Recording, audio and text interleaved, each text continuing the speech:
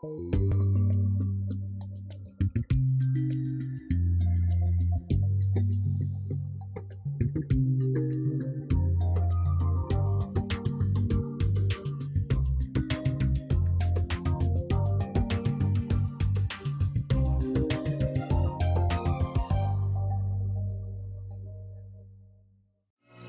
veces nos preguntamos de dónde venimos, hacia dónde vamos, cuál es el sentido de nuestra vida, de nuestra existencia y no descubrimos ni tan siquiera un pequeño átomo de esa sabiduría perenne que el de arriba o alguien en un momento determinado nos dio?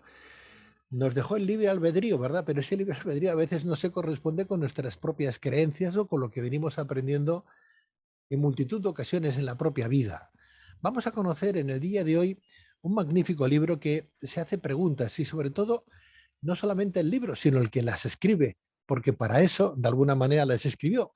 Preguntas que son existenciales, preguntas que nos hacemos absolutamente todos y que no sabemos dar respuesta porque a veces necesitamos pues a lo mejor a un maestro, a un coach o a alguien, a un instructor que nos diga, oye, pues no es tan complicada la vida, no es tan difícil hacer las cosas, siempre y cuando te lo plantees desde un punto de vista y con no solamente positivo, sino con una actitud de poder hacer las cosas, ¿no? Claro, pues si ponemos una actitud negativa no haremos absolutamente nada. Y en verdad que cuando uno se plantea algo con una actitud positiva y con un objetivo posible de alcanzar, digo posible, porque si yo quisiera ir a la luna, pues sería imposible. Entonces, no estaría dentro de mis parámetros, primero porque no he estudiado eso y luego pues porque no puedo ir desde mi casa a la luna, ¿no? Bueno, vamos a preguntarnos en el día de hoy esas preguntas existenciales cuyas respuestas pueden cambiar tu vida, de la editorial Kairos, creo entender, y cuyo autor titular de la misma es Francesc Miralles, que es licenciado en Filología Alemana, experto en desarrollo personal, conferenciante y autor, entre otras obras, de esta que os estamos indicando en el día de hoy. Francesc Miralles, muy buenas noches. Buenas noches, Pedro. Encantado de Bienvenido. verte y de escucharte. Muchísimas gracias, Francesc. Igualmente, encantado de tenerte nuevamente en Luces en la Oscuridad y en Tierra de Sueños. Qué gusto. Se te ve bien. Sí, yo te veo también muy bien. Parece que has hecho un viaje en el tiempo hacia atrás, pero bueno, con la sabiduría del futuro, por eso. Ah, qué bueno. Bueno, pues ahí nos apuntamos los dos entonces, ¿no? Vamos a aprender algo en el día de hoy contigo. Seguro. 20 preguntas existenciales, preguntas que te has hecho tú en un momento determinado o preguntas que dices, tengo que En dar muchos respuesta a momentos esto. de la vida, yo diría que hay ciertas edades para cada pregunta. Por ejemplo, en la adolescencia, cuando salimos ya de la niñez, si hemos sido creyentes o hemos estado en una escuela con una orientación religiosa, todo eso lo empezamos a poner en duda o a confrontar. Y hay quien se reafirma en la fe y quien se vuelve agnóstico o incluso algunos ateos, ¿no? Luego también a medida que somos más maduros nos enfrentamos también al qué vendrá después. ¿Habrá algo después de la muerte? ¿No habrá nada? Hay quien cree en la reencarnación, pero luego en medio de ese lapso luminoso que es la vida, pues también nos surgen muchas preguntas, ¿no? Sobre cuál es nuestro propósito, si hay un destino y hay ciertas cosas que me van a pasar aunque yo no haga nada por ello, ¿no? ¿Dónde está el verdadero amor, los verdaderos amigos, el verdadero gurú? Básicamente en este libro lo que yo he hecho es reunir todas las dudas existenciales que he ido recogiendo en estos 53 años de vida, intentar darle respuesta a través de filósofos, de maestros espirituales, de entrevistas, de historias, de propia experiencia. Francesc, claro, en base a esa tesitura que estás urdiendo en el día de hoy, si yo te preguntara, el sentido de la vida para ti, por ejemplo, ¿cuál es? Porque se lo preguntamos a muchísima Sí. gente, ¿cuál es el sentido de tu vida? Y no me lo saben explicar. Para cada persona es algo diferente.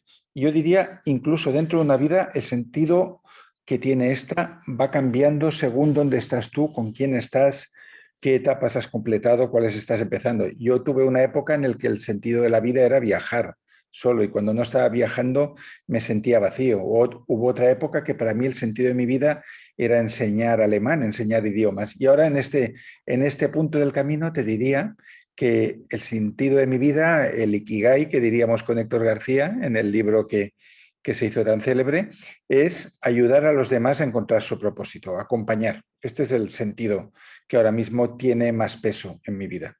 Eso está genial y además te honra y habla muy bien de ti, ¿no? En cualquier caso, hay mucha gente francés que dicen, bueno, el sentido de mi vida es simplemente ser feliz, ¿no? Apartarme de la gente tóxica que hay alrededor, que es lo que provoca de alguna manera que yo me sienta infeliz en el día de hoy, Mm. o bien otras personas que digan, pues no sé, el sentido de mi vida es pues tener cosas materiales, ¿no? O que mis hijos tengan pues una formación que yo no tuve, o que pueda pagar la Ujú. hipoteca, que claro, el sentido de la vida, como tú bien Claro, decías. sí, claro, que cada cual lo diseña a su manera. Hay personas más espirituales y que el sentido de su vida tiene que ver con la vocación, con la entrega a los demás, con el servicio. Y hay personas muy ambiciosas que el sentido de su vida puede ser, pues, atesorar propiedades, riquezas, méritos, logros.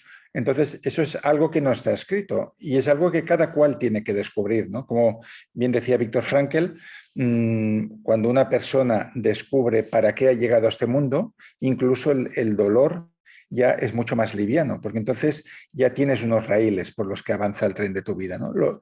Pero para llegar ahí, pues muchas personas, incluso yo mismo, hay que atravesar desiertos a veces, porque a veces se termina una pasión, se termina un sentido y no está el siguiente esperándote 2 pasos más allá, sino que pasas por un momento, por unos meses, años de desconcierto, buscando el siguiente oasis, para entendernos. Ujú.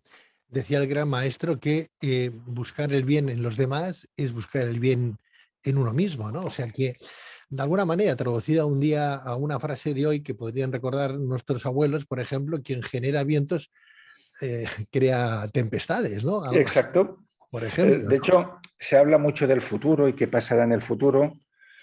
Y yo siempre, cuando hablo sobre todo con personas jóvenes, le digo, el futuro te pasará lo que tú vas construyendo ahora. El futuro no es algo que viene de repente, no es algo que cae encima tuyo como un telón, ¿no? Sino que es el resultado de miles, millones de pequeños actos, decisiones y actitudes que te llevan a un determinado lugar.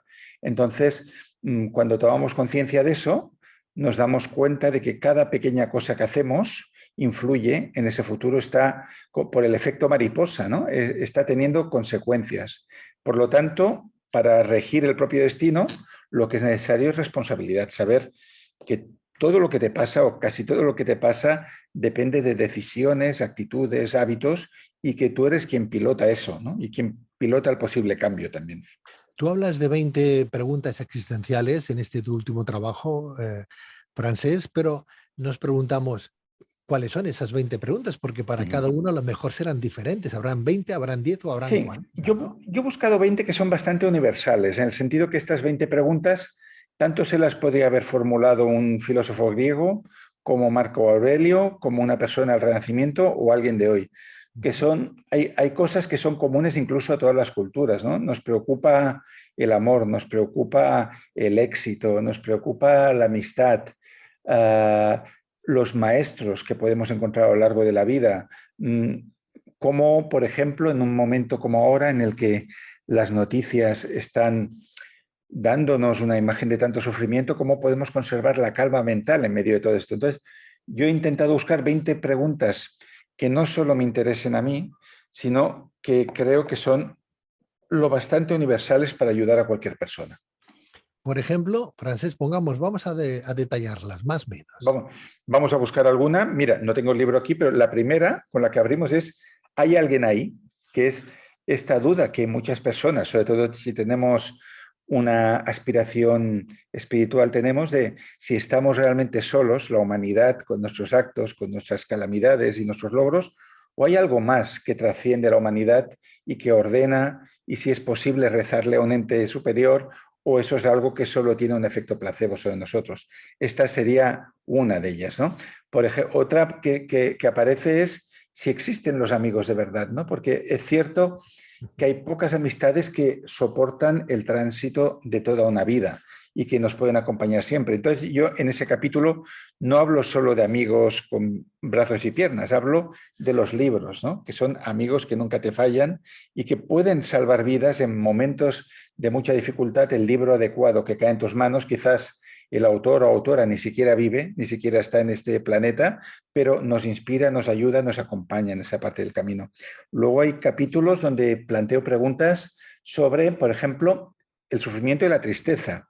¿Qué hacer cuando la tristeza me desborda y no tengo manera de contenerla? Y allí, en este capítulo concretamente, expliqué, retomé un artículo que yo escribí hace unos años en la revista Cuerpo Mente, que a invitación de la directora me dijo, ¿por qué no cuentas tú cómo fue el proceso de tu depresión y cómo saliste de ella? Y la conté con mucho detalle. Entonces, para este libro pedí permiso para reproducirlo y explico paso a paso cómo una persona que cree que está en el centro, en el fondo del pozo, va saliendo de ahí con qué clase de ayudas y cómo llega al final a la luz. Pues el libro trata de este tipo de cuestiones, también sobre el destino, también cómo tratar con personas difíciles, ¿no? Que siempre habrá en nuestra vida. A veces están en nuestro trabajo, a veces están en nuestra familia, a veces es el amigo pesado que siempre está ahí exigiendo y también le queremos, pero también queremos defender nuestro espacio. Cómo llevar todo eso con cierta armonía. Entonces son 192 páginas que tratan de estas cuestiones desde muchos puntos de vista. Diferentes puntos de vista que podemos encontrar en esta magnífica obra de Francesc Miralles, de la editorial Cairós, 20 preguntas existenciales cuyas respuestas pueden cambiar tu vida. Y es verdad, porque a veces no nos planteamos ese reto de plantearnos, de sentarnos, como tú bien decías, ¿no? Decir, bueno, vamos a calmarnos, vamos a reflexionar, vamos a ver qué es lo que estoy haciendo bien, qué estoy haciendo mal, qué sentido tiene mi vida, para qué he venido. Tú hablabas antes de ese mensaje espiritual. Hay personas que basan toda su existencia en un Dios superior, ¿no? En alguien Sí, que nos ha creado. afortunadas ellas, porque en momentos de gran dificultad pueden acudir a esa energía, ¿no? Yo siempre digo, por ejemplo, yo no proceso ningún tipo de fe, las respeto todas. Yo siempre digo que si a ti rezar a la Virgen María te sirve para pasar un examen, no dejes de hacerlo, porque ahí es donde concentras tu energía, tu atención, tu esperanza, tu amor, pues lo que funciona no hay que cambiarlo, ¿no? Y la existencia es lo suficientemente misteriosa para que haya muchas cosas que no podemos controlar y que no podemos tampoco rechazar, pero cada cual ha de encontrar sus puntos de apoyo en este mundo. El mayor misterio es la existencia de Dios, ¿verdad? Ese es el mayor misterio Yo que diría que nadie... hay dos, la existencia de Dios y quizás lo que es lo mismo, el origen del universo, ¿no? Porque incluso si la ciencia te dice, hubo un Big Bang, tal, y antes no había nada. Entonces dices, bueno, pero ¿quién le dio al botón, no? Si antes no había nada, ¿de dónde sale todo eso? Pues bueno, son cosas que seguramente nunca llegaremos a saber, que es bueno no saberlas, y porque al final la vida es puro misterio. De hecho, venimos al mundo y afortunadamente nadie sabe el día que va a morir. Y eso es lo que le aporta magia a la existencia. Esa magia tan particular que tenemos los seres vivos, todos los seres vivos y en este caso los racionales, ¿no? Aunque a veces esa racionalidad se convierte en irracionalidad, ¿no? Cuando hay guerras, por ejemplo, como la que Exacto. estamos viendo, ¿no, Francés? Eh, Nos estamos enfocando ahora a una guerra muy cercana porque está en Europa, la vivimos muy cerca, porque de alguna manera yo quisiera no perder el hilo de lo que voy a decir y que la gente me entienda bien, ¿no? Pero la vivimos muy próxima, todos los medios de comunicación hablan de lo mismo, hay mucha muerte, mucho niño, mucho papá, mucha mamá, mucho abuelo, mucha pérdida de todo, mucha pérdida de todo, pero estamos viendo una guerra como si no hubiera nada más en el mundo. Y resulta que en el mundo hay más conflictos armados donde los niños van con una Sí, Kalashnikov. Hay más de 11 conflictos en el mundo, pero como están retirados, no van con nosotros, ¿no? exacto. Hasta ahora había más de 50, ahora hay solamente, gracias a Dios, hay 11. Pero, ¿y el resto de guerras? ¿Y el resto de conflictos? ¿Por qué no salen en los medios de comunicación cada día? Mueren igual los niños, ¿verdad? Claro, el problema es que mucha gente piensa que solo existe lo que sale en televisión o lo que sale en portadas de periódicos. Pero en realidad, como bien dices, Pedro, están pasando muchas cosas al mismo tiempo. Y hay muchos lugares donde no hay guerra y donde están pasando cosas positivas que tampoco nos enteramos. Entonces parece como que la realidad está acotada en lo que te ponen en portada, en lo que sale al principio de unas noticias. Pero la realidad es poliédrica, están pasando muchas cosas neutras, negativas, positivas.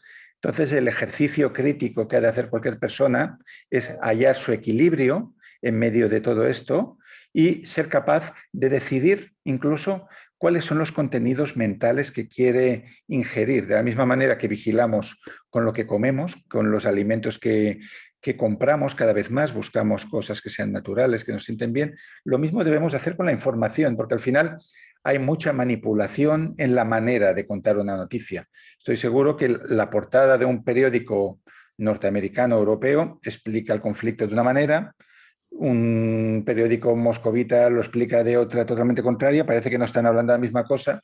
Entonces, al final, cada persona tiene que decidir desde su círculo de acción, desde lo que alguien puede hacer por el mundo, qué es lo que le conviene saber para ser más útil a los demás. Claro, ni tan bueno es uno, ni tan malos son los otros, ¿verdad? Porque en un conflicto, ¿quién tiene verdaderamente la razón de lo que nos están vendiendo, ¿no? ¿Quién la tiene? Y, a ver, nuestra tendencia natural como seres humanos compasivos es ponernos siempre del lado del débil. Pero Evidente. lógicamente, si nos vamos al lado del fuerte, el discurso será otro. Y como bien explica Akira Kurosawa en la película Rashomon, al final no existe una sola verdad, existen tantas verdades como puntos de vista y como personas incluso. Entonces esto lo tenemos que tener muy en cuenta, que al final vivimos en un mundo de opiniones, ¿no? Y que quizás el conjunto de todas esas opiniones forman una verdad, pero no pensar que nadie tiene la razón en nada.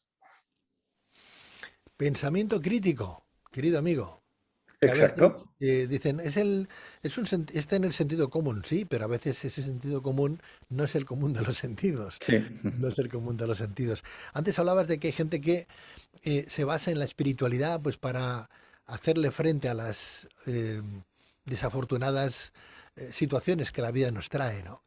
En verdad, para que uno sea feliz, no necesita tener ningún tipo de creencias, que está bien tenerla, ¿verdad? Sino simplemente tener un poco de amor hacia lo que le rodea, amor a sí mismo y amor hacia las personas, a Sí, los seres vivos, ¿no?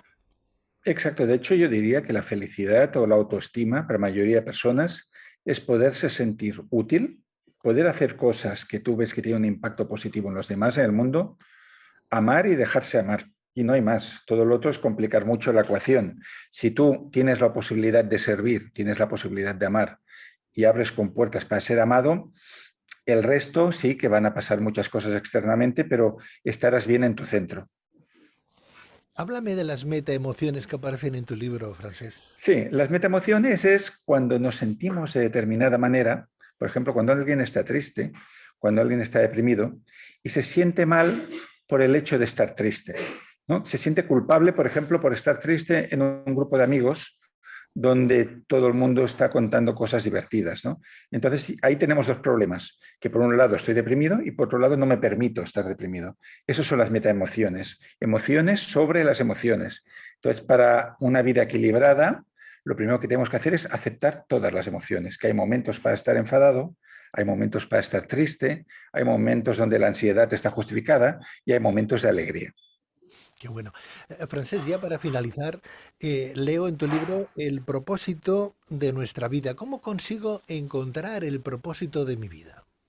Pues mira, enfocándote en tus fortalezas, en aquello que sabes que se te da bien, eso es una manera, o puedes preguntar a los demás si eres muy humilde y decir, oye, ¿qué crees que es lo que yo hago mejor?